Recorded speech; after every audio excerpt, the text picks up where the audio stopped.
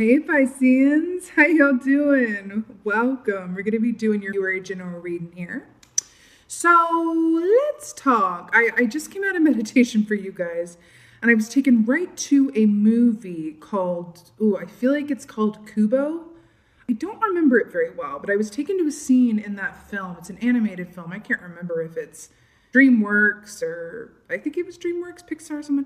Anyway, Kubo and the Magic Strings or something. Anyway, I was taken to a scene in that film where there's a practice within Kubo's, people culture that they would go to this river on a certain night and I think I'm remembering this right, write out messages to their departed loved ones on the other side, their ancestors and ones who had passed over, put these messages in bottles and then send them down the river with these lights. And I saw that for the Piscean collective of like putting these messages in bottles and sending them down the river to honor loved ones and ancestors. But I feel like for some of you guys as well, that's also the past. There's an honoring or acknowledgement of the past, who you were, right? Before now. It feels very reverent. It feels very thoughtful, reminiscent, but reverent, most of all. So then, this is really cool. So after I saw y'all send these messages down the river, right? I saw you guys like lose several versions of yourself, but not in a bad way. It was like you shed them. It was like this, it was almost as if, and I'm not saying you're cursed. I do not believe in curses, y'all, but it was almost as if this like trope in a film where it's like the curse is lifted, like Beauty and the Beast. Like the curse is lifted and it's like boom, and it's like this big power surge that happens, right? And I saw that power surge happen for you guys, and it removed several like outer layers, even energetic layers of who you were, realigned you and repurposed the energy. It's very, very peculiar, but in a really fascinating way. So then I saw you guys after this happened, walking like you weighed like 1,000 pounds lighter, energetically speaking. And I saw you walk forward to this open field. And then I saw someone that you didn't know, but you felt like you known for like a long time. Do you ever meet someone and you're like, I feel like I've known you before now, right? That feeling, it's rare, by the way. That feeling where they come and it was like, hi. And then I saw an image of the Two of Cups flash in front of my eyes. Let's get into the cards. Like that's what I saw and I'm living for it. Like it was really beautiful and reverent and special. Let's see what's going on for you guys today. Two of Cups is such a beautiful energy because it, Lord, flying all over the place. Hummingbird, romantic, romance, color. Guess what? Light as a feather, wings beat, 100 times a minute or something. Sweetness of life, nectar, balance with all the chakras shown here, rainbow realness. Pisceans. This is such a happy, positive energy. And it does speak of, just like hummingbirds are drawn to nectar and flowers, that's why it's also a symbol for romance, right? But what I was going to say about Two of Cups. Two of Cups, yes. I would say 7 times out of 10. 7 times out of 10, it does denote a romantic connection with someone that you feel like you've known before, that, the mirror effect in terms of, their strengths are your weaknesses are their strengths, which is just to say you're part of the same soul group and you're meeting up at this, very divine time because you have what the other needs, they have what you need. And so there's soul growth that can happen between you. That's what that is. Okay. But, the other 3 times, Two of Cups is also just meeting up with people of your soul group. And doesn't necessarily have to be romantic, where it's like, oh my God, where have you been? Oh my God, I feel like I could talk to you for hours. Oh my God, you see things the way I do. Oh my God, where have you been? So I love this. This is very much a sign of, reuniting with people, with feeling like you just are really light of heart. Also the hummingbird equates to kind of a Page of Swords energy as well, because this can be new ideas that come through. This is sort of the antidote to that watched pot never boil situation. It's sort of the antidote to the Eight of Swords. Or if the Eight of Swords is analysis paralysis and you're locked in a prison to which only you hold the key, yada, yada, yada. The hummingbird comes in and says, oh, but the Page of Swords, a new idea, a new solution, a proposal, an offer, a message, right? An energy outside of this one that you're currently locked in is available to you, right? If only you go and color for a while. If only you paint something. If only you take a long walk in the garden and no silence. If only you meditate. If only you, listen to some beautiful music and dance around and shift your energy. That's where the hummingbird comes into play as a gift of that, right? Because what do they say? Like attracts like, right? Who's they? What do they mean when they say they?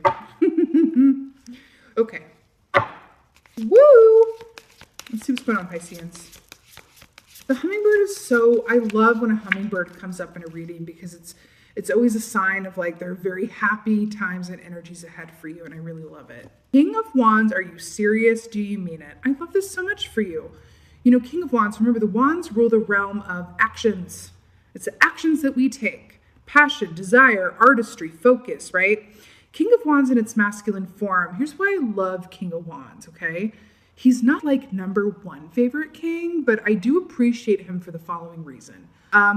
He is really adept at perfect timing. He knows when to be still and when to move. And so because of that, he has endless reserves of energy because he never wastes time or energy. He is the king of perfect timing. I mean that. The king of perfect timing. He really, really is. So I love that this is coming up for you, and I love how it's shown here, right? I think this is a Wolverine. At rest here, right? And so it's really beautiful. I'm also really drawn to the fact that, remember when I saw in the meditation that there was a certain reverence to those who have passed on, and then you shed what felt like 1,000 pounds of energy, entered into a new energy, and then ended up aligning and being a magnet, an attractive magnet for the sweeter aspects of life and those with whom you're going to share a very special bond with, whether that be romantic or platonic or work or whatever have you. Right? I love that King of Wands is coming in here because this is also saying to me that you're entering into an understanding and a knowing and a mastery of the truth that what is yours will not pass you by. It may take longer to get to you if you have some Eight of Swords stuff to work through, if you need to be a hermit for a while, if you need to XYZ ABC, learn other lessons or repeat some patterns or be Sisyphus rolling that rock up the hill only to watch it roll down again. It doesn't matter. What's yours will not pass you by. It may take a few laps around the track till you're ready. But this is showing that it's that point of possibility where the timing is now. And this is such a beautiful energy around this. It really, really is. Oh, this is also very receptive energy as well. Really beautiful. All right. Yeah, do you ever hear someone say like, oh God, and it just landed in my lap? Oh God, it's just like, I was discovered, and then I just like, oh God, it just happened this way. Oh God, they just like messaged me out of nowhere. That's like King of Wands magic. That's like the natural manifesting that happens when you just trust and know that whatever is yours is going to come to you because you're riding the flow of life. You're riding the flow of effortlessness, abundance, which means you're not doing the most or worrying about when or if it's going to show up or how. The Hermit. Remember what I said? If you need to be a hermit, that's all right. It'll still come to you in its own good and divine time. I really love this because the hermit, the Virgo energy first devolves, right? The hermit is very much about, right, going inward for inspiration, insight, illumination, and guidance and perspective and all the things that make the world go round, right? Traditionally, the hermit holds a lantern, and within that lantern is the star from the star key. So I like that this is coming up for you, especially in relationship to it being Aquarius season. So whatever season it is, you have the, access to the energy at hand, which is Aquarian energy, which is about evolution, insights, big ideas, humanitarianism, invention, inspiration, divine hope, love, and stardom, right? Which is really beautiful. I feel like you're locking onto something here within the month of February. I feel like there's a clarity that comes where it's either you see something that wasn't there before, you see something in a new light, or you were able to heal some aspect of yourself for the past, where you're able to beautifully send it on down the river. It's this hermit time for you feels incredibly productive. Now, let's talk about the difference, because there's a light and dark to everything. Let's talk about the difference between taking the hermit position and it being not productive and taking the hermit position and it being productive, right? So the hermit position, when it's not productive, is more an aspect of like the hermit in reverse, where it's like I'm hiding away from the world. I'm choosing not to participate in my own life, right? I am tapping out. I'm done. I don't know how long it'll last, but that's it. Sometimes that's necessary. Sometimes that comes out of a survival instinct because your soul is tired and your soul's like, hey, do this. You're close to burning out. Go and like build up the fuel, right? Fine. Beautiful. Absolutely. Like sometimes that is really, really needed. Okay. Especially for empaths out there, which a lot of Pisceans are empaths, I've noticed in the work. The light side of hermit energy is that I am actively seeking information and inspiration, right? I'm actively meditating. I am actively journaling. I am actively asking questions, right? Either way, this is a beautiful energy for you to work with during Aquarius season because Aquarius season is about asking the right questions. Beautiful. Oh, look who's on the bottom, sneaking around like a sneaker. 8 of Swords, lurking and lurks. Tea break. I love a good English breakfast, honey, with some unsweetened vanilla almond milk. Oh, Lord. 6 of Swords. Stop. I love this so much. I saw the river in your opening meditation. Let's talk about this. This is favorite swords key. I guess it's not that surprising. The sword suit is a bit tricky, but it's all right. And you know the Page of Swords energy with the hummingbird here. So 6 of Swords is about complete mental release, mental clarity, and trust. So you see this sugar glider here, right? This sugar glider is flying through the air, complete trust fall, trusting that it's going to land on the handle every time and not the blade. Belly exposed. It's like, I just know that I'm not going to land on the blade. I'm going to land on the handle. So this is like a complete trust fall. This is complete trust that you're going to land exactly where you're meant to be along the river of flow, because the path of least resistance is being on the river of flow, right? I like how this is storyboarding because you're going from a place of discernment about going, I know when to be still and I know when to move and I know what's mine and I know what's not. What's mine will not pass me by. I'm assuming a hermit position. I'm cleaning house. I'm looking at myself in a new way. I'm looking at my past. I'm looking at what I want for the future. I'm tending to matters of the home. I'm working on actual physical home. I'm working on physical body or mental body or spiritual body or emotional health and wealth. But I am cleaning house and tending to affairs, right? I'm asking the questions, which leads to freeing me up to where I feel completely recharged and invigorated, do a trust fall of life, go along that river of flow and trust and faith. And because of this, I feel completely free. Freedom does not lie in knowing exactly how things are going to work out.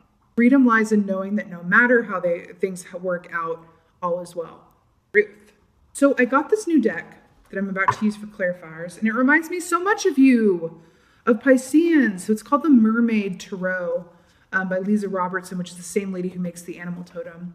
I'm so obsessed with this deck, and every time I use it, I just think it's so Piscean energy, I have to say. And not just like water energy, because I don't feel that way about the Cancers and the Scorpios. I feel like it's very Piscean, I guess because you guys are the fish and the moon and everything, but it really reminds me of you guys.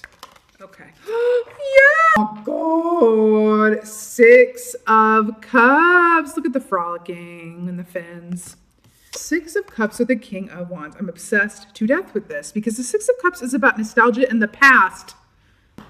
Remember when I said that I saw you sending things down the river and sending blessings to the ancestors and everything that came before?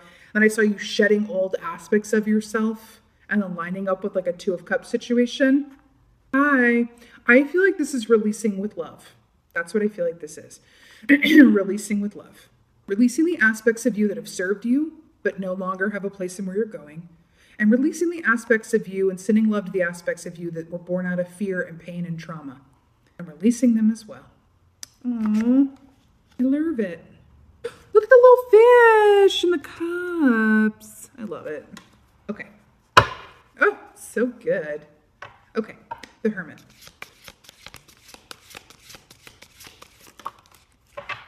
You know, oh God, yeah. That's really interesting. You see how these 2 people here have the 2 cups? That's kind of like what I saw in the meditation, where it was like 2 people kind of reaching out to take hands. Interesting. Anyway, 10 of Cups, y'all, and that's what it is. I told you. So I love that it's clarifying the Hermit because 10 of Cups is complete emotional fulfillment.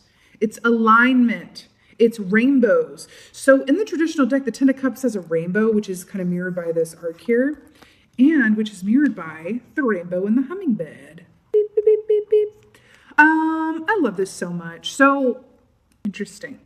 Remember when we said that the Hermit was about asking the right questions and going inside for answers and attending to your mental, emotional, spiritual, physical health, maybe even tending to matters of your actual home and making it a place that's conducive to, high vibration and energy and alignment and the feel goods and all that good stuff. And then we have the Ten of Cups. By doing this, you are allowing yourself to be a vibration to your Ten of Cups. Preach and testify. That's what this is. You're doing the work. You're going inside to align yourself in just the right way. Because Ten of Cups is like, I feel called to talk about this. Let's talk about the difference between the Two of Cups and the Ten of Cups. Let's just talk about this. Two of Cups is a beautiful feeling that is shared between two people. Okay? Shared between two people. Ten of Cups is the kind of feeling that can be shared within a community because it emanates from you and your connection. It's a family that is born of the Ten of Cups. Ten of Cups can support a family unit. Ten of Cups can support a community, right? Ten of Cups is born out of complete alignment, as in the Roy G. Biv with the rainbow and the chakra system, right? So this is the epitome of cups in terms of partnership, right? And community. It's like I'm getting this feeling like you're coming out of this hermit, where this hermit is leading you to. It's not just one cup with the ace. It's not just two. It's all 10 cups. It's like you are filling your cup up to the point where it's enough for 10. And it overflows. And you have enough to feed the people. It's really, really beautiful. It is so beautiful. Pisceans, work it out. And again with all the fish. I love it. Six of Swords. Queen of Swords, darlings, Queen of Swords. Okay, let's talk. I really like this. So Queen of Swords. So more air energy here. Aquarius, Libra, Gemini, but of course. So I quite like this because this is a freedom and a trust fall and a complete mental release, right? But I feel like the Queen of Swords is also coming in to say, post-hermit, there's going to be this aspect of you that has a very high discernment. Why? Because you have cut and released anything of obligation or anything that was clouding your perspective or clear sight, right? Let me tell you something about Queen of Swords. Queen of Swords never has regrets, ever. She doesn't have regrets. Queen of Cups, yes. Queen of Pentacles, less so. Queen of Wands, okay, yeah, sometimes. She can be a bit fiery, a little impulsive. Queen of Swords, zero regrets. Now, she can be cold as ice, right? Which is not one of her, better features, I would say. But the great part about Queen of Swords when she comes up for you is you are going to be a decision-making magnet. You are going to be a discernment machine, right? Which is really beautiful, which means you know exactly what is for you and what isn't. You have quite literally cut away anything that has been holding you back or subconsciously affecting your decision-making or how you see yourself or your situation, right? This is Queen of Swords with Six of Swords. You are your own ship. You are your own source of comfort and insight. This is like such a beautifully independent energy, which frees you up, which is actually making sense. Because I saw the Two of Cups in your meditation, and we had the romantic aspect with the hummingbird, and we have the Ten of Cups, which is happy home and family and emotional fulfillment. So I love this because this is how you get to Two of Cups. This is the recipe.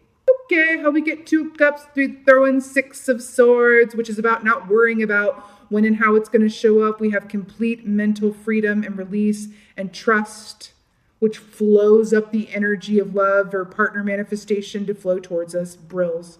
Then we throw in some Queen of Swords, which gifts us with high discernment so that we are able to know pretty immediately who's a good match for us and who is not. All right?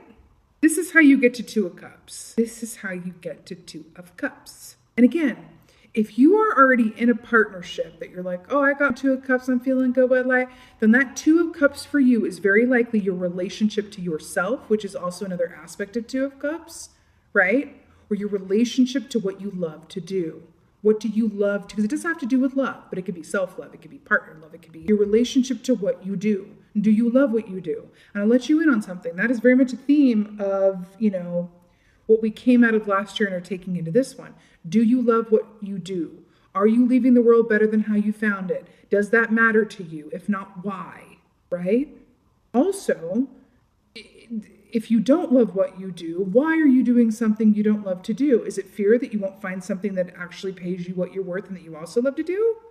Where are you coming from obligation? Where are you coming from a sort of, maybe even slightly hidden or disguised belief system that says, I can't do better than what I'm doing, or I can't manifest more than what I have, right? It's time to really be clear about, those aspects of yourself, which is beautiful with the hermit energy, that you have that available to you, right? But this is beautiful. And overall, at the end of the day, regardless of how this resonates, hummingbird is about attracting a lot of good to you, you being a magnet for those things, feeling light as a feather, feeling that kind of energy of like anything is possible. Hummingbird also kind of harkens back to Six of Cups energy as well, in the sense that, it's the energy that we embodied as children before we knew pain or hurt, or before the world got its hands on us, right? And we put walls up and guards up, right? This is such a beautiful, beautiful energy. It does feel like a process. It does feel like it's steps, right? But I do feel like, just going back momentarily, I do feel like part of the hermit with the Ten of Cups is you locking your eyes, you setting your sights on exactly what your Ten of Cups is. And in doing so, it allows you to not just recognize it when there's potential for it, but it allows you to carve a groove, right? And the potentiality moving forward. You're carving a groove for it, right? And then you're taking a trust fall leap of faith, right? This is so beautiful, Pisceans. It really, really is. Let's go on and get Oracle. Are you as obsessed with this deck as I am for you? I really, really am. Don't worry, I'll put it in the description. I don't know the author, by the way, so this is not like a plug. I just really am obsessed with her work. I really, really am. Really obsessed. Okay.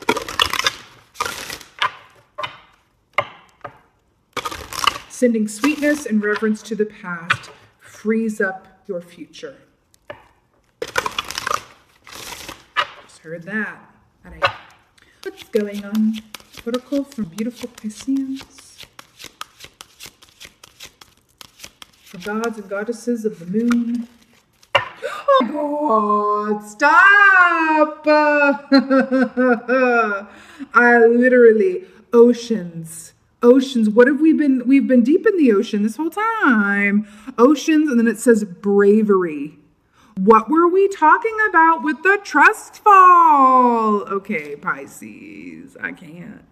I'm on top of the world. Remember when I said that it's really not about knowing exactly how things are going to happen or in what time or in what way. It's just trusting that whatever happens, it all is well. That is what it is, y'all. That is what it is. Oceans, bravery. Oceans, the ocean is also a symbol for the unknown and for the collective subconscious as well. But I'm more drawn to the unknown aspect of it, right? This is forging ahead, not necessarily. You might find yourself in such a beautiful place of contentedness that you do not feel the need to know exactly how things are going to play out. You may not even want to know because you don't want to ruin the surprise. That is alignment, right? Well, it's an aspect of alignment anyway. Really beautiful. Beautiful. I love it. Beautiful Pisceans, this is what it is. I love this for you. This is your very general reading. I so hope that this helped and resonated. If so, please do let me know in the comments below. Happy almost birthday season. We are in Aquarius season. I know y'all's is next. And with that being said, I'm sending you so many blessings. Thank you so much for being here. And as always, thank you for being you. And be well. Until next time.